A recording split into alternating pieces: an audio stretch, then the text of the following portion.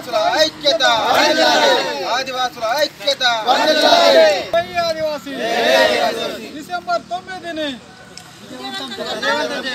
December 9ని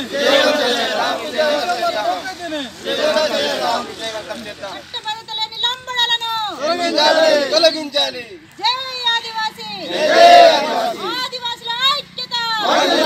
ధూపం దగ్గర నుంచి తెలియపరుస్తున్నాము. మరి ఇంతకుముందు డిసెంబర్ 9 దినను మనము ఏర్పరచుకోవడం జరిగింది. డిసెంబర్ 9 అంటే 9 తెగలకు సంబంధించిన ఇష్యూ. డిసెంబర్ అంటే 12వ నెల. 12వ నెల అంటే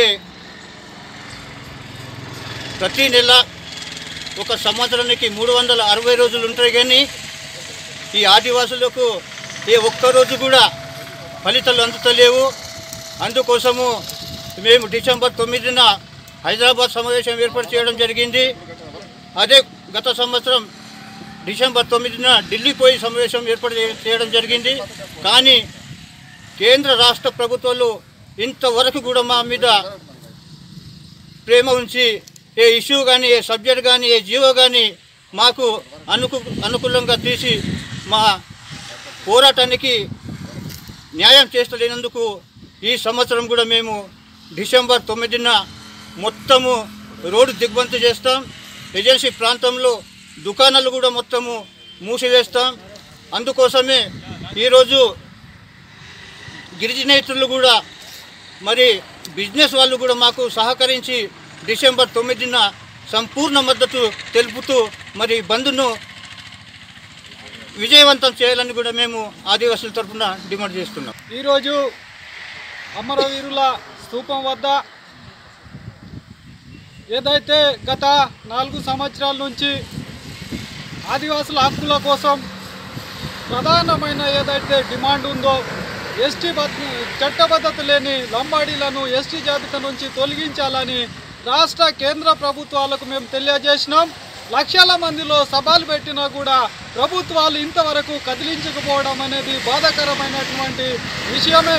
ఎందుకంటే ఈరోజు ప్రభుత్వాలు, పాలకులు ఈరోజు చేస్తున్నటువంటి అన్యాయాన్ని మేము మా గొంతుని వినిపిస్తే ఇంతవరకు మా సమస్యలు అనేది పరిష్కారం కావడం లేదు.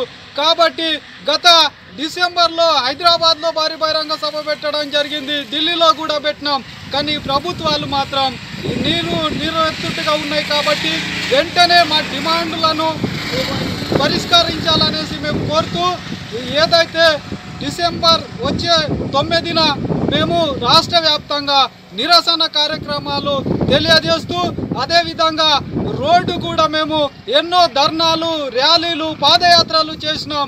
ఇక్కడ ఉన్నటువంటి ఏవైతే ప్రభుత్వం ఉన్నదో ఇంతవరకు స్పందించకపోవడం అనేది బాధాకరం విషయం. కాబట్టి ఇప్పటికైనా 9 డిసెంబర్ రోజున ప్రకటించాలి. లేనట్టయితే మా సమస్యలు పరిష్కారం కావాలంటే మా సమస్యలు ఆ రోజు మేము దినమంతా హైవే దిగ్బంధం, ఈ రోడ్లు దిగ్బంధం, మొత్తం మార్కెట్ కూడా రాష్ట్ర వ్యాప్తంగా బంద్ చేస్తామని ఈ సందర్భంగా తెలియజేస్తున్నాం.